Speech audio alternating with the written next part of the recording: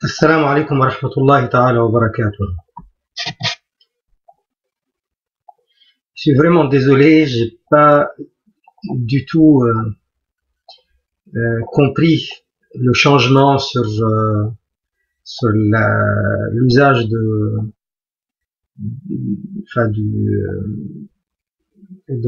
l'enregistrement. Alors, sans trop tarder, étant donné qu'il y a déjà pas mal de retard, Assalamu alaikum wa rahmatullahi ta'ala wa barakatuh. Alhamdulillahi rabbil alamin. Allahumma salli wa sallim wa barik ala sayyidina wa mawlana Muhammad wa ala alihi wa ashabihi wa tabi'in. Allahumma la sahla illa ma ja'altahu sahla wa anta taj'alu al-hazna idha shi'ta sahla. Nous sommes le mois de Rajab. Nous sommes à l'occasion de Al-Isra wal Mi'raj, de ce grand événement, le voyage nocturne et l'ascension dans les cieux.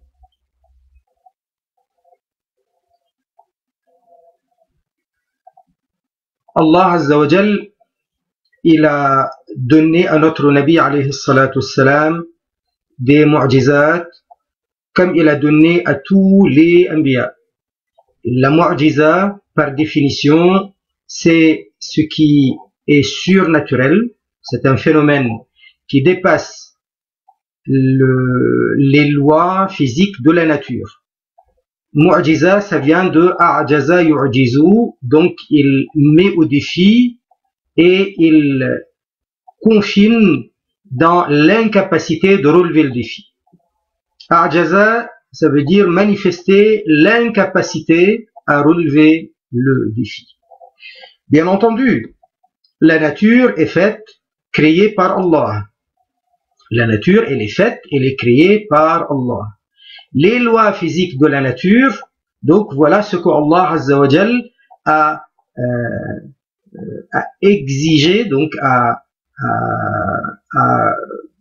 donné, par lesquels il a caractérisé la nature dans laquelle nous vivons. Donc Allah Azza wa Jal, c'est lui le créateur des lois physiques de la nature, et c'est Allah Azza wa Jal qui l'élève pour qui il veut.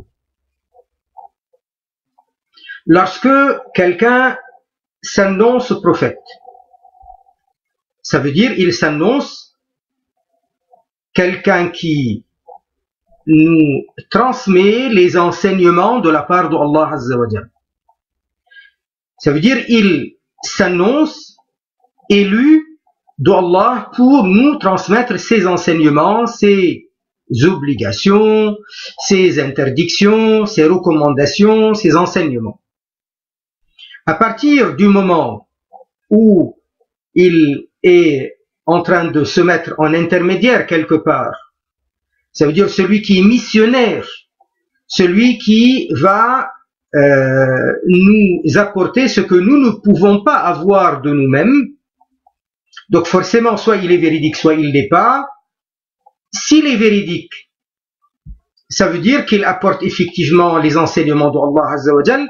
Allah Azza wa Jal l'approuve alors avec les mu'jizat. Si Allah Azza wa Jal l'approuve en lui apportant les phénomènes surnaturels, chose que l'être humain de lui-même ne peut pas faire, l'être humain de lui-même, il ne peut pas s'envoler dans les cieux, il ne peut pas de lui-même, ça veut dire avec les éléments tels que nous sommes actuellement. Ça veut dire là maintenant tel que je suis, je n'ai pas d'outils, je ne peux pas m'envoler dans les cieux. Les avions, les fusées, les bateaux, ça c'est des choses qui sont de l'ordre du naturel. L'avion, ça fonctionne avec un procédé qui est tout à fait physique, naturel, mais pas surnaturel. Lorsque quelqu'un s'envole de lui-même comme ça, tel qu'il est dans la situation d'un corps qui n'est pas soutenu par les outils scientifiques qui profitent des lois naturelles, des lois physiques de la nature, ça veut dire que c'est du surnaturel. Lorsque quelqu'un s'annonce prophète et il a le phénomène surnaturel à la tuile, ça veut dire Allah Azza wa Jal l'a soutenu. Lorsque quelqu'un ne s'annonce pas prophète, il s'annonce, il dit qu'il est saint, qu'il est wali, il dit qu'il est autre chose, et il arrive à apporter un phénomène surnaturel, cela ne prouve pas sa véracité. Cela ne prouve pas sa véracité. Parce que pour tout le reste, nous avons un critère. C'est quoi? Ce sont les enseignements d'Allah Azza wa Jal. Quelqu'un qui dit qu'il est saint, quelqu'un qui dit qu'il est waliullah. S'il est waliullah, ça veut dire qu'il obéit au prophète d'Allah. Il obéit aux enseignements d'Allah. Donc nous avons un critère, c'est les enseignements d'Allah Azza wa Jal. La sunna du Nabi sallallahu alayhi wa sallam. Qui obéit à la perfection aux enseignements de Nabi alayhi salatu wa sallam, celui-ci il est effectivement wali. Allah Azza wa Jal décrit les awliya dans le Coran. Ala inna awliya Allah la khawfun alayhim wa la hum yahzanun. Certes, les élus, waliullah, les awliya d'Allah, il n'y a pas de crainte à leur sujet. Et ils ne seront pas tristes. Ils n'auront pas de chagrin. Ils n'auront pas à se chagriner, à être tristes. Il les décrit, Allah Azza wa Jal, il dit à la suite, Alladhina amanu wa kanu yattaqun. Ceux-là qui ont été croyants, ça veut dire croyants à l'accompli, croyants à la perfection, wa kanu yattaqun. Donc il y a wakanu qui désigne leur passé, yattaqun au présent. Le mot yattaqun, il pratique les choses avec piété, avec obéissance parfaitement. Donc leur attitude dans leur passé est toujours comme ça, est toujours dans l'obéissance pieuse. وَكَانُوا يَتَّقُونَ. Le verset ne dit pas وَكَانُوا مُتَّقِينَ pour signifier que c'était une continuité avec constance. وَكَانُوا يَتَّقُونَ الَّذِينَ آمَنُوا وَكَانُوا يَتَّقُونَ لَهُمُ الْبُشْرَى فِي الْحَيَاةِ الدُّنْيَا وَفِي الْآخِرَةِ. Ceux-là, ils ont l'annonce de la bonne nouvelle au cours de la vie d'ici-bas et dans l'au-delà. Donc Allah Azza wa Jal, il dit aussi au sujet des awliya, Inna alladhina qalu rabbuna Allah thumma istaqamu. Ceux-là qui ont dit Allah, c'est notre Seigneur, rabbuna Allah. Thumma istaqamu. Et là aussi, thumma, donc, et en plus de cela, istaqamu, donc ils ont été dans la droiture, constamment dans la droiture. Tatanazzalu alayhimul malaikatu. Les anges descendent sur eux. Allah takhafu, en leur disant, en leur annonçant, Allah takhafu wa la tahzanu, n'ayez pas de peur et ne soyez pas tristes. Wa abshiru bil jannati allati kuntum tu'adun, et réjouissez-vous de la bonne nouvelle, le paradis qu'on vous promettait déjà. Donc le critère du wali, c'est pas le phénomène surnaturel, c'est plutôt at-taqwa avec constance. Par contre, si on parle, désolé, si on parle de celui qui s'annonce au prophète, là c'est pas pareil. Là le critère, bien entendu, les prophètes, ils ont les meilleures qualités, les meilleures caractéristiques, mais en plus de cela, ils ont les miracles. Notre prophète sallallahu alayhi wa sallam, il a le plus de miracles. De tous les prophètes, c'est celui qui a le plus de miracles. Al-Isra ou Al-Mi'raj vient pour, premièrement, signifier au prophète alayhi salatu wassalam lui-même à quel point il est important, à quel point il a de la valeur, à quel point il a du mérite. Premièrement, pour le cœur de notre Nabi alayhi salatu wassalam, pour l'honorer, pour lui manifester les honneurs de la part de Allah Azza wa Jalla. Donc il s'agit de quoi? Il s'agit de le prendre de sa demeure à Makkah al-Mukarrama et de lui faire un voyage au cours de la nuit. il part de Mecca al-Mukarrama, il n'était pas encore dans la Hijra Sharifa, il était encore à Mecca. Il part donc jusqu'à Al-Aqsa, à Jérusalem, à Al-Quds al-Sharif, en Palestine, et de là, il va monter au ciel. Al-Nabi alayhi salatu salam, donc il va faire ce voyage sur la surface de la terre au début, ce qu'on appelle Al-Isra. Al-Isra, c'est le voyage nocturne. Arrivé à Jérusalem, à Al-Quds al-Sharif, d'ailleurs le mot Jérusalem, c'est le mot français. Ça vient du mot Ur Salem. Ur, ça veut dire la ville, la cité. Salem, ça veut dire celle de la paix, la cité de la paix. Ur Salem, Jérusalem, donc ça vient de Salem. Salem, c'est un mot arabe. Ur Salem. Et cette ville, elle a été bâtie par les Arabes il y a des milliers d'années. C'est les Arabes qui l'avaient bâtie et ils l'ont appelée Ur Salem. Ur qui veut dire la cité. Salem, ça veut dire celle de la paix. Donc, on a retenu Jérusalem de cette façon. Les musulmans l'ont appelé Al-Quds parce que c'est une terre sainte. On l'a appelé au fil des siècles et dans le temps avec des appellations différentes, telles que Ilia par exemple, ou comme les Arabes depuis des siècles et des siècles, on l'appelle Bayt al-Maqdis ou on l'appelle Al-Quds al-Sharif. Très bien, à Al-Quds, Allah Azza wa Jal lui a rassemblé les Anbiya, il a fait imam, derrière lui tous les Anbiya alayhim as-salam. Après cela, il est monté au ciel. Il a fait le voyage de Al-Mi'raj. Al-Mi'raj qui veut dire à l'origine l'échelle céleste.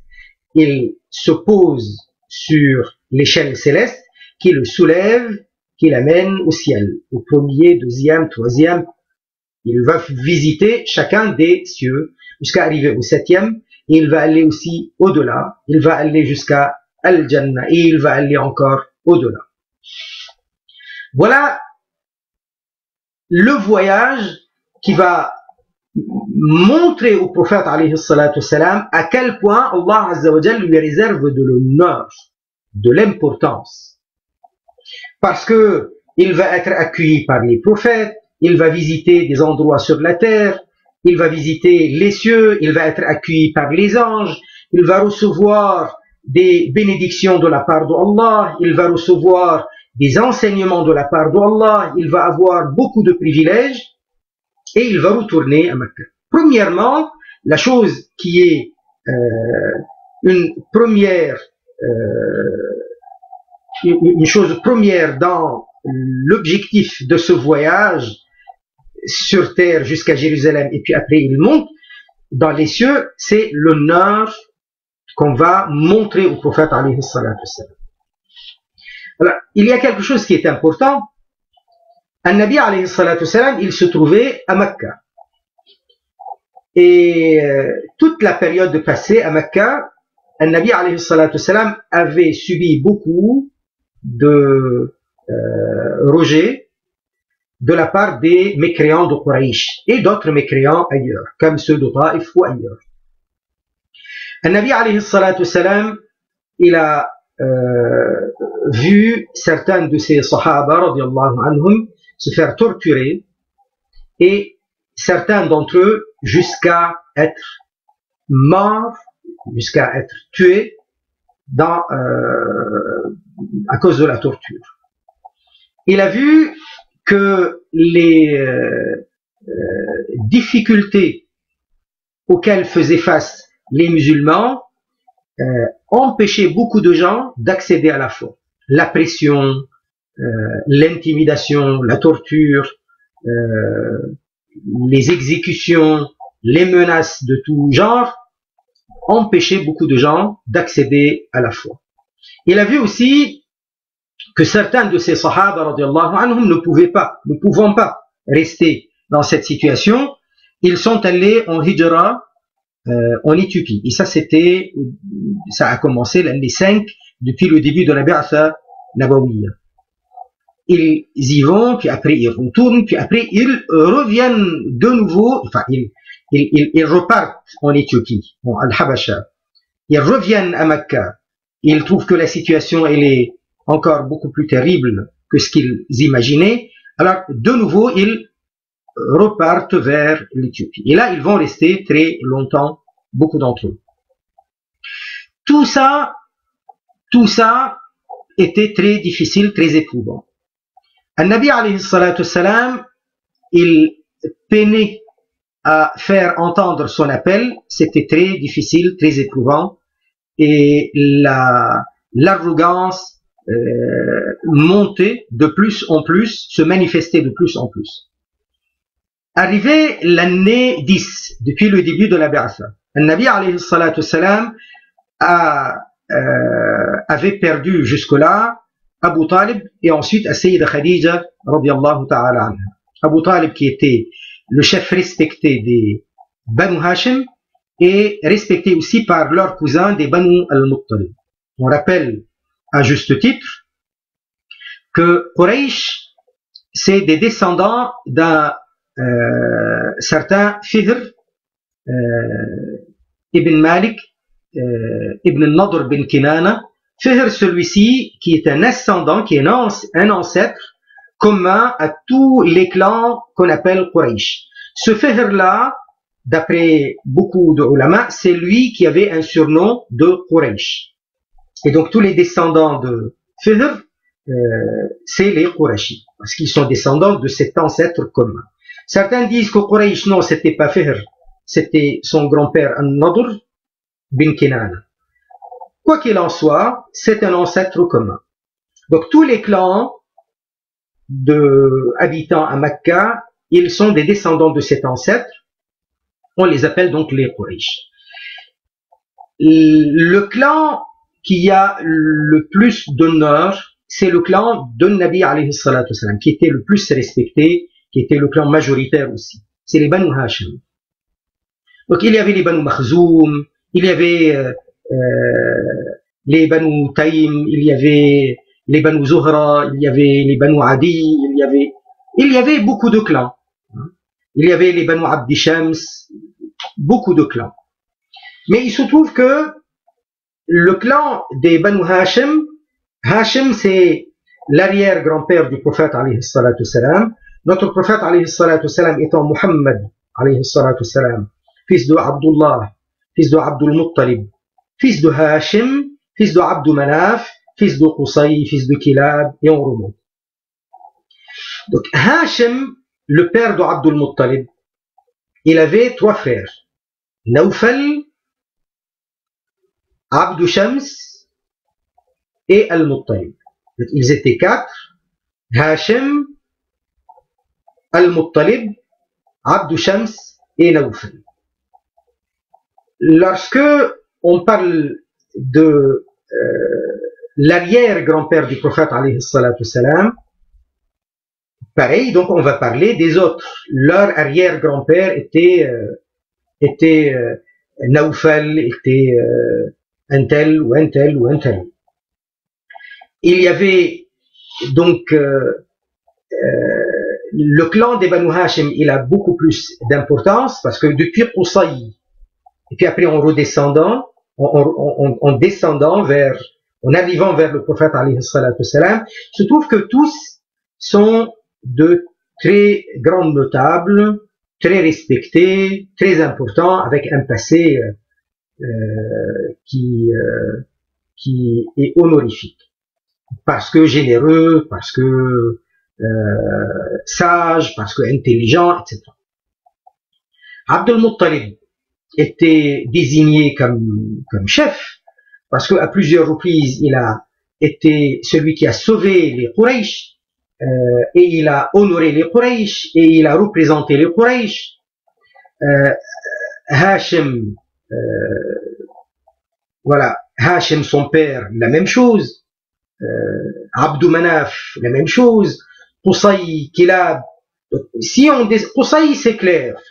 C'est celui qui a rassemblé tous les Quraysh et il a organisé leur vie sociale et leur vie d'une manière générale dans Mecca. Et en arrivant vers le prophète alayhi salatu salam, c'était la même chose. Par rapport au nombre, les Banu Hashim étaient très nombreux. Abu Talib était un homme très respecté, il était âgé, très respecté, et quand il a décidé d'aider le prophète alayhi salatu salam, tous les Banu Hashim l'ont suivi, à l'exception de Abu Lahab, son frère Abu Lahab. Mais leurs cousins des Banu al-Muttalib l'ont suivi. Ce qui a fait que, à chaque fois qu'ils cherchaient à atteindre le prophète alayhi salatu salam, Abu Talib les repoussait, ne les laissait pas faire. Et eux, ils ne pouvaient pas faire une guerre fracticide entre les clans de Quraysh. Donc, ils laissaient faire. Jusqu'à 3 ans avant l'année 10, ça veut dire pendant 3 ans, ils ont été boycottés, les Banu Hashim, les Banu al-Muttalib, et essentiellement le prophète alayhi salatu salam et les musulmans.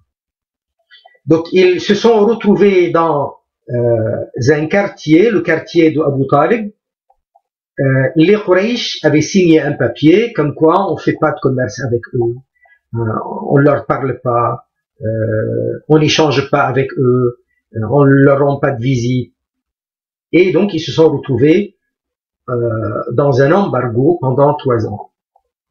Ils sortent de l'embargo l'année 10. Pendant 3 ans, ils étaient enfermés. C'était très, très épuisant. Abu Talib, il sort de cet embargo très affaibli. Il n'a pas tardé, quelques mois après, à décéder. Il a été rejoint par Sayyida Khadija, radiyallahu ta'ala anha. Donc, le protecteur Abu Talib et l'épouse qui était un refuge salutaire, la demeure, la maison salutaire de Nabi alayhi salatu salam, ça a affecté particulièrement le Nabi alayhi salatu salam. Après cela, les Quraysh ont osé toucher le Nabi alayhi salatu salam à plusieurs reprises, physiquement, le bousculant, le menaçant de le tuer, etc. La situation devenait très pénible. Et en plus, il n'avait plus son épouse, Sayyida Khadija, radiyallahu ta'ala anha, qui pouvait lui assurer aussi une maison paisible. Donc il pouvait rentrer chez lui, se reposer, il y a une épouse aimante, sage, sainte à ses côtés. C'est là qu'il est allé à Taïf. Et après Taïf, c'était très difficile pour le prophète alayhi salatu salam, parce qu'ils l'ont rejeté d'une manière odieuse, au point de lui envoyer, au bout de 10 jours qu'il a passé chez eux, en train d'entendre de la part des uns et des autres des réponses idiotes, odieuses, abjectes, et au moment où il vient pour repartir, il lui envoie des voyous qui lui envoient des cailloux au point de lui blesser les pieds, Mubaraka, alayhi as-salatu salam. An-Nabi alayhi as-salatu salam, donc il est très peiné, il est dans une situation particulièrement difficile.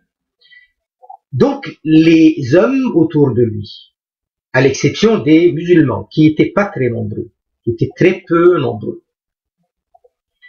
ça faisait plus de 10 ans qu'il est en train de travailler, d'œuvrer, de montrer des miracles, de transmettre le Coran, et tout ça, il n'y a pas d'écoute. Il y a des cœurs durs, plus durs encore que la pierre. Si les hommes autour de soi ne voient pas le mérite de la personne, eh bien Allah Azza wa Jal lui a montré sa vraie valeur en lui offrant ce voyage. Parce que les mérites de la personne, la vraie valeur de la personne, si sur cette terre elle n'est pas visible, elle n'est pas vue, elle n'est pas constatée, mais au ciel, elle est constatée. Ce sont les anges qui notent, ce sont les anges qui voient, ce sont les anges qui sont témoins. Donc les actes sont élevés au ciel et sont marqués au ciel. Et comme nous, dans nos habitudes, nous avons ce qu'on appelle les livres d'or, les invités d'honneur, on les laisse écrire sur les livres d'honneur ou les livres en or, ou je ne sais comment on peut les appeler, pour montrer leur honneur, leur privilège. Eh bien, ces livres honorifiques sont au ciel. Une bonne action de la part d'un homme, d'une dame, d'une personne, d'un croyant sur cette terre, lorsque c'est accepté, eh bien, ce sont des anges qui vont la noter fi illiyin. Allah Azza wa Jal, il dit Inna kitab al-abrari la fi illiyin. Le livre des abrar, al-abrar, pluriel de barr. Al-barr, c'est celui qui est parfaitement bon, parfaitement juste. Inna kitab al-abrar, le livre des abrar, des pieux, vertueux, exemplaires, al-abrar, juste, bon, hein, manifestement bon, et de l'intérieur très bon, les abrar, leur livre, il est où? Fi illiyin. Wa ma adraka ma illiyin. Kitabun marqoum, yashhaduhu al-muqarrabun. C'est un livre scellé. Yashhaduhu al-muqarrabun. Ce sont les anges rapprochés d'Allah. Quand on parle de rapprochement d'Allah, bien entendu, rien n'est matériel ou physique au sujet d'Allah Azza wa Jal. Donc il s'agit de ceux qui ont la proximité parce qu'ils sont très importants, parce que ils ont beaucoup de valeur. C'est ça le rapprochement d'Allah. Le croyant, il est le plus proche d'Allah quand il est dans un sujoud. Rien à voir avec une distance, rien à voir avec une proximité physique. Yashhaduhu al-muqarrabun. Ce sont les muqarrabun qui viennent voir. Donc, c'est ça ce que ça veut dire. Lorsqu'on est en train de parler des anges qui vont voir le mérite. Mais là, le Nabi alayhi salatu wassalam va le constater de lui-même. Il va voir à quel point les anges lui réservent un accueil honorifique. Oh, combien honorifique. Au premier ciel, et d'honneur de la part des anges, il est reçu de nouveau par des prophètes, au deuxième, troisième, quatrième, cinquième, sixième, septième, et encore au-delà, etc.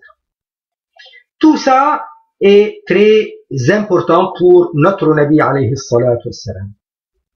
Mais aussi parce que bientôt il va commencer un autre épisode. Il va y avoir un tournant dans la vie de Nabi alayhi salatu wassalam.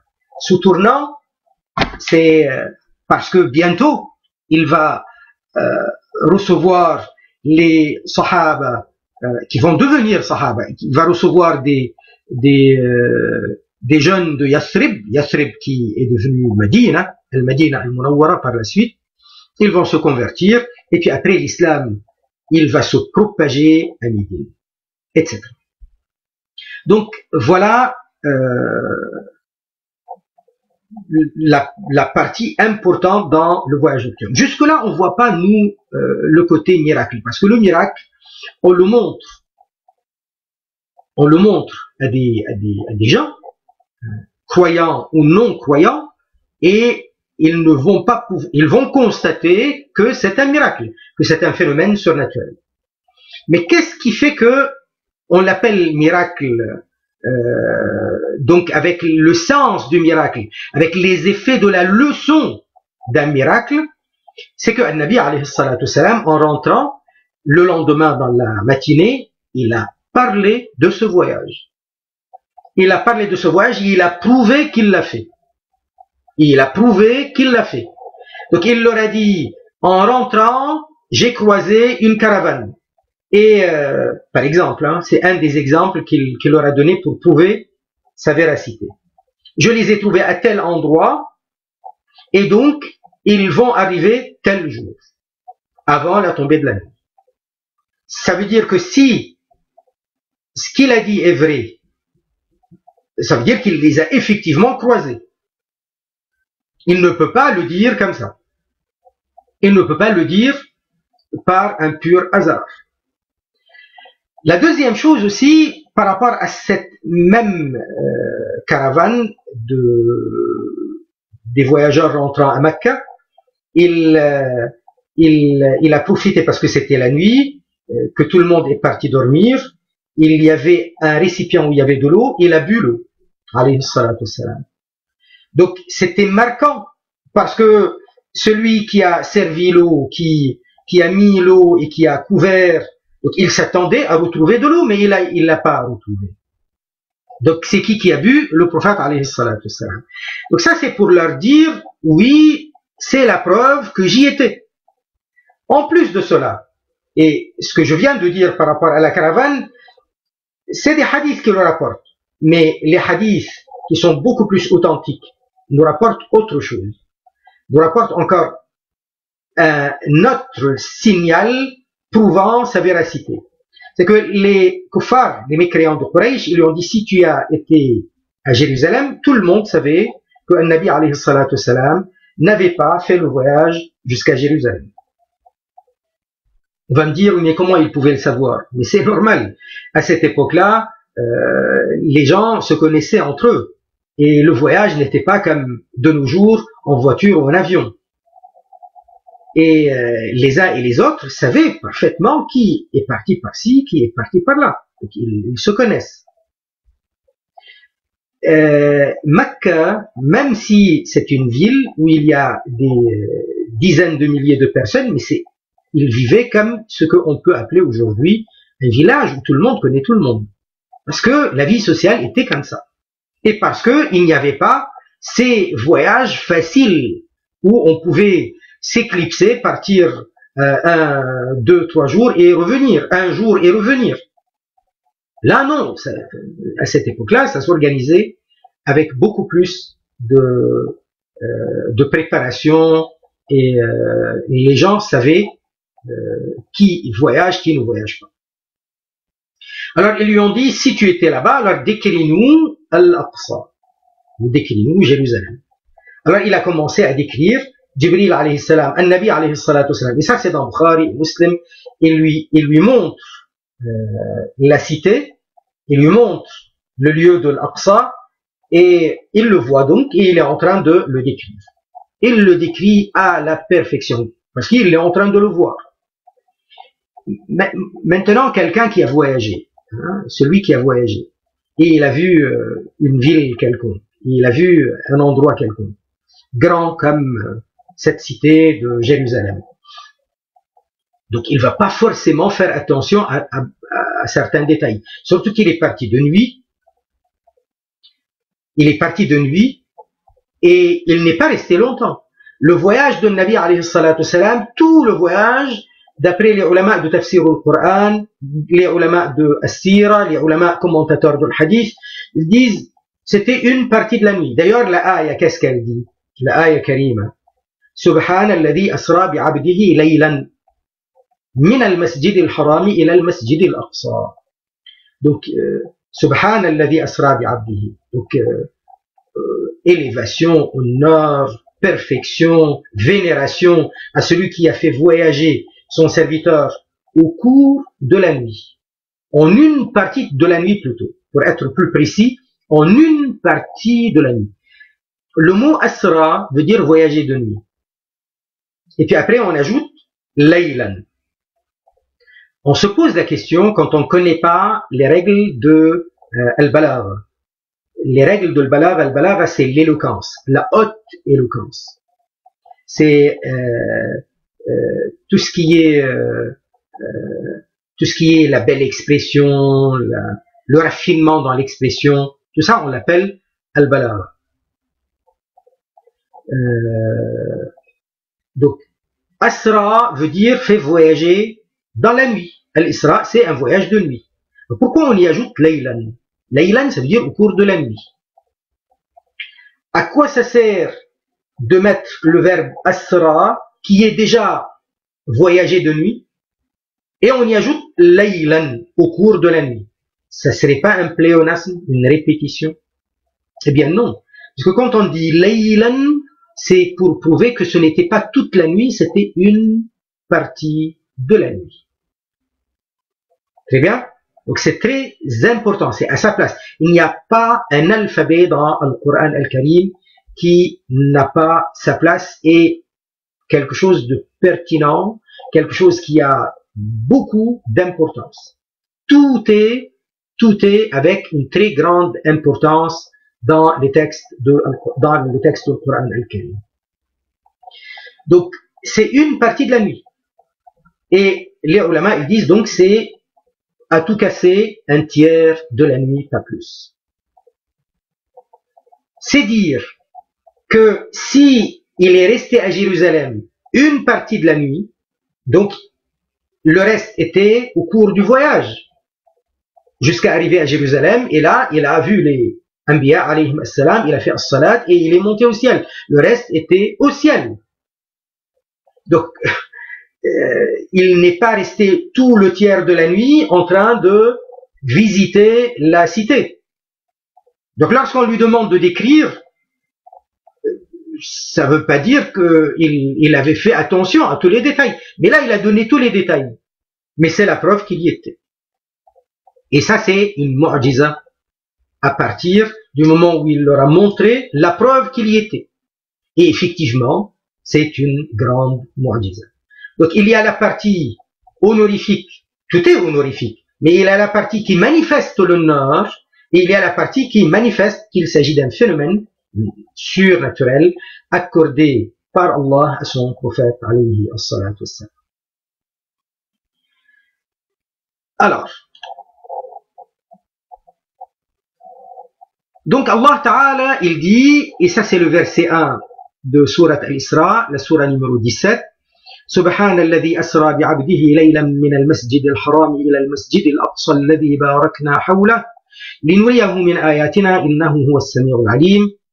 Ce qui signifie, il est exempt de toute imperfection, celui qui fit voyager de nuit son serviteur. De la mosquée sacrée, de la mosquée Al-Haram, parce que Mecca c'est un haram, à la mosquée Al-Aqsa, dont nous avons béni les alentours, afin de lui montrer certains de nos signes. لِنُرِيَهُ مِنْ آيَاتِنَا, une partie de nos signes. Certes, il est celui qui entend et qui voit. Donc Allah Azza wa Jal est celui qui entend tout et il voit tout.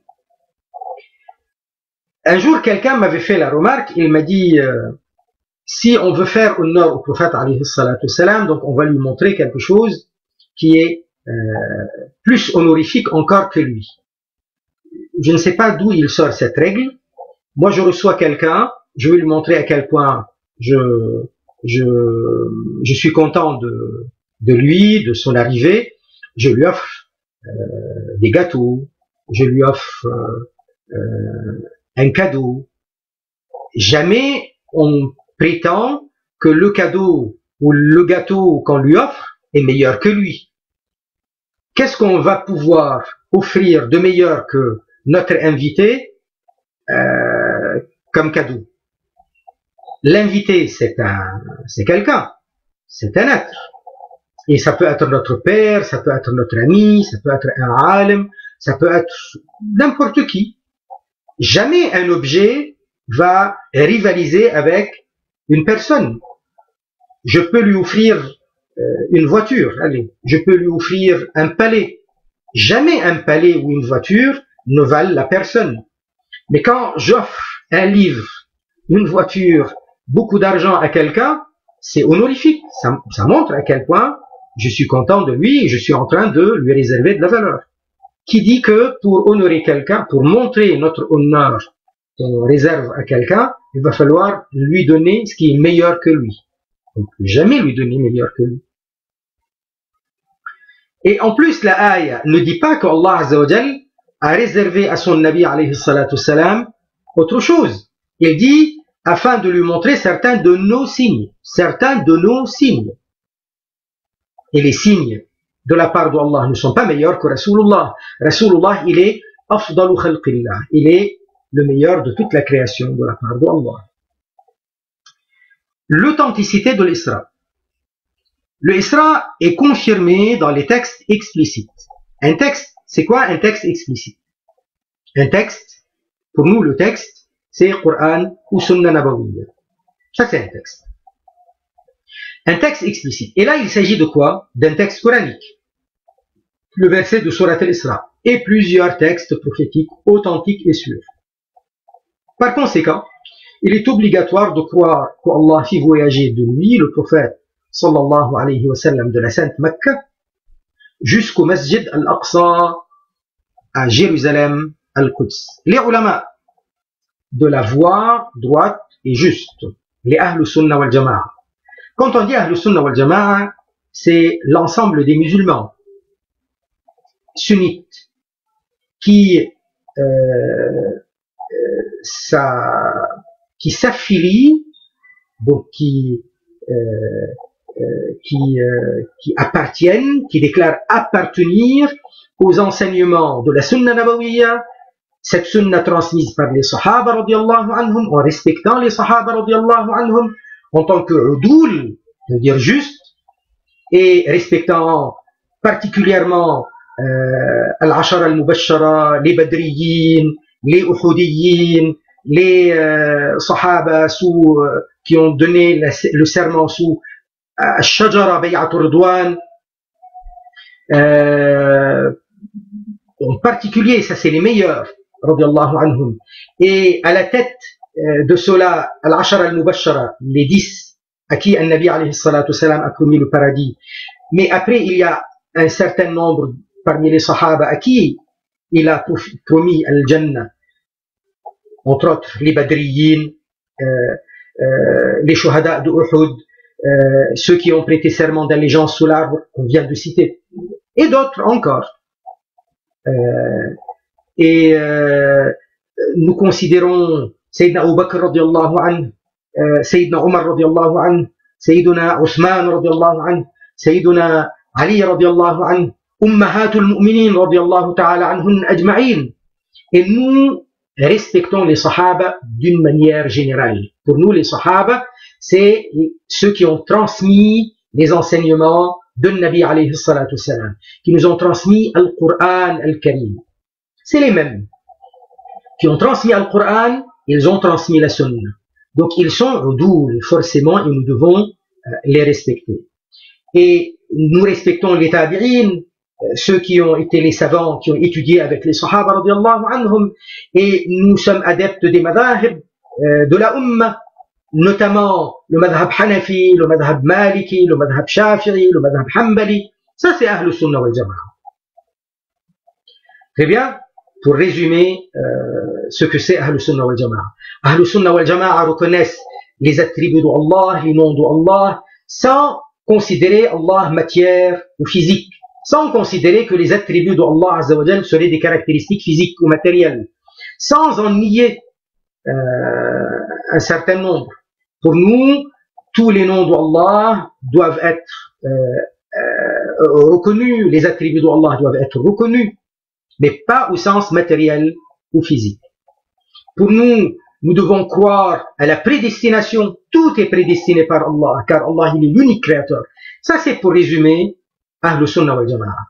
Les ulama de Ahlus Sunnah wal Jama'a ont connu au IIIe siècle de l'Hégire l'imam Abu al-Hasan al-Ash'ari radiyallahu anhu qui a lutté pour défendre cet enseignement, et les ulama de la Ummah se sont reconnus dans la méthode de défense de cette aqida utilisée par l'imam Abu al-Hasan al-Ash'ari, mais aussi l'imam Abu Mansour al-Maturidi radiyallahu ta'ala anhuma. Donc les ulama de Ahlus Sunnah depuis cette époque-là, ils se reconnaissent dans cette pédagogie, dans cette manière de défendre, d'argumenter la croyance de Ahlus Sunnah wal Jama'a. Voilà, en résumant. Donc les ulama de la voie droite et juste, Ahlus Sunnah wal Jama'a, ils sont unanimes, prédécesseurs durant les 3 premiers siècles, ainsi que leurs khalaf, successeurs érudits en hadith sharif, en argumentation rationnelle, dans la croyance, en tafsir du Saint-Coran, des exégètes, c'est ça qu'on appelle les ulama de tafsir, en détail des lois, les fuqaha, tous confirment la croyance au Isra. Ainsi, il n'est point de divergence au sujet de l'Isra du prophète sallallahu alayhi wa sallam, étant confirmé explicitement dans un texte coranique. D'ailleurs, il est une déclaration connue dans les enseignements des ulama disant que quiconque renie le Isra aura réfuté le Saint-Coran. C'est un texte coranique. Et quiconque réfute le Saint-Coran est kafir. Il ne s'agissait pas d'un rêve. Le Isra de notre prophète sallallahu alayhi wa sallam était avec son corps, son âme, en état d'éveil et en toute conscience. Le Isra est une mu'jiza, un miracle. Autrement dit, il est un phénomène surnaturel. Donc on ne va pas dire à ce moment-là, mais comment il a pu traverser? Il est devenu lumière lui-même? Ben non, ça serait pas mu'jiza à ce moment-là. Une lumière qui traverse à la vitesse de la lumière, c'est pas un phénomène surnaturel. Un avion qui part très vite, c'est pas un phénomène surnaturel. Non. Qu'est-ce qui signifie que c'est une mu'jiza? C'est qu'en étant corps humain tel qu'il est, il a pu faire plus vite que l'avion. D'accord? Si quelqu'un me dit, un avion, il parcourt tel 1000 kilomètres en 1 heure ou moins d'1 heure, est-ce que c'est un miracle? Ce n'est pas un miracle. C'est un phénomène naturel. C'est un procédé physique. C'est un procédé physique. Lorsque on me dit, avec un scanner ou avec une radio, on peut découvrir ce qui est à l'intérieur, c'est pas un miracle.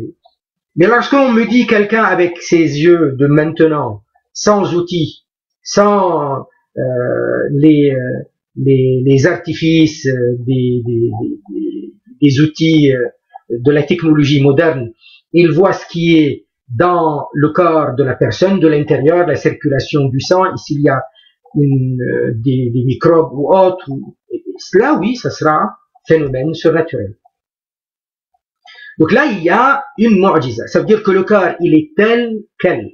Lorsque quelqu'un cherche à expliquer la mu'jiza avec les procédés scientifiques, dans le sens que il a été comme un avion. Non, il est corps actuel, tel qu'il est dans son actuel, et il peut voyager plus vite encore que l'avion, ou comme l'avion.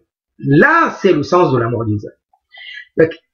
Il s'agit donc d'un phénomène surnaturel. Une mu'jiza est par définition un défi surnaturel, insurmontable, offert par Allah Ta'ala à un prophète pour le soutenir et l'approuver. C'est ça la définition. Le miracle accordé à un prophète par le Créateur est comme si Allah Ta'ala disait, mon serviteur que voici dit vrai, quand il s'annonce comme Nabi. Et il dit vrai quand il transmet de moi. Et je le soutiens et je l'approuve. Il est élu par moi et il est véridique. Il est agréé par moi et il est exemplaire. Vous devez donc le suivre et lui obéir dans tous ses enseignements et son modèle parfait. C'est ça le sens, le message d'une mu'jiza que Allah Azza wa Jal montre aux créatures. Seul le Créateur peut annuler et changer les lois de la nature. Et comme le surnaturel outrepasse la nature et ses lois physiques, il est alors de la part du Créateur, pas d'un autre, car seul Allah, le Créateur, peut le faire. Et si Allah le fait pour quelqu'un qui s'annonce prophète envoyé par lui, il s'agira donc d'une approbation divine. Et Allah n'approuve que la vérité et la justice. C'est pourquoi Allah Azza wa Jal, il condamne d'une façon très grave ceux qui ont vu les Anbiya, alayhim as-salam, et ils n'ont pas voulu croire. Et ils ont vu leur miracle et ils n'ont pas voulu croire. Ça veut dire que cela n'est donné qu'aux prophètes, pas aux faux prophètes. S'il pouvait y avoir confusion en voyant le miracle, malgré qu'on a vu le miracle, est-ce un véridique prophète ou non? Eh bien, Allah Azza wa Jal ne condamnerait pas, ne condamnerait pas ceux-là qui restent dans le doute et restent sceptiques. Comme Allah les condamne, ça veut dire qu'ils n'ont aucune raison de ne pas accepter les anbiya et de ne pas accepter les miracles. Parce qu'effectivement, le sens d'un miracle, c'est celui-ci. Ça veut dire, Allah approuve leur véracité. Il n'y a que le menteur qui approuve le mensonge. Allah n'approuve jamais le mensonge. Cette règle est par rapport à l'annonce de la nubuwwa, le statut prophétique. Autrement dit, jamais un faux prophète ne peut avoir un phénomène surnaturel favorable à ses dires. Oui, un faux prophète, il peut avoir des phénomènes surnaturels, mais les phénomènes surnaturels en sont désavantages. Lorsque Musaylima al-Kadhdhab, il a essayé de guérir, soi-disant miraculeusement, quelqu'un qui était borgne, donc il passe sa main, rien que le passage de la main sur le visage, l'œil qui était sain est devenu borgne, donc il a perdu la vue, carrément. Et ça c'est surnaturel, mais c'est quelque chose qui est en défaveur de Musaylima. Al-Aswad al-Ansi, le faux prophète qui était au Yémen, il a voulu punir Sayyiduna Abu Muslim al-Khawlani radiyallahu ta'ala anhu. Alors, il a voulu le tuer, l'exécuter sur le feu, dans le feu. Le tuer, l'exécuter au bûcher. Donc il a été attaché dans le bois, on lui a allumé un grand feu. Le feu ne l'a pas brûlé. Il n'a même pas touché ses vêtements. Il n'a même pas eu effet de désagrément sur Abu Muslim al-Khawlani radiyallahu ta'ala. Donc ça c'était quoi?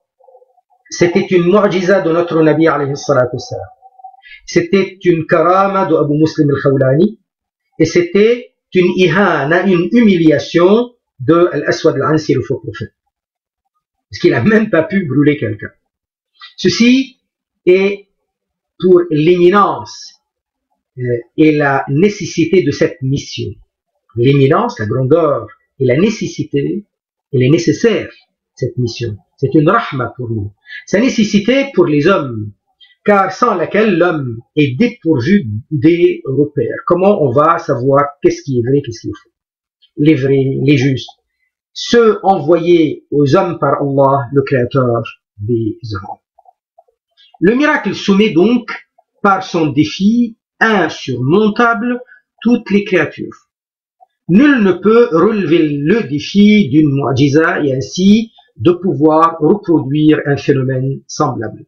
Si le Isra était un rêve, était en rêve ou un songe, il ne serait pas miraculeux.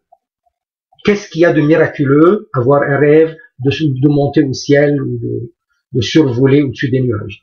Car il peut arriver à n'importe qui de s'envoler en rêve et de traverser les océans, les continents et les espaces même célestes. En quoi un voyage en rêve raconté par notre prophète sallallahu alayhi wa sallam aurait dérangé les mécréants mécois de Quraysh? D'autant plus qu'il est une règle de base, que le texte est référence et non les suppositions.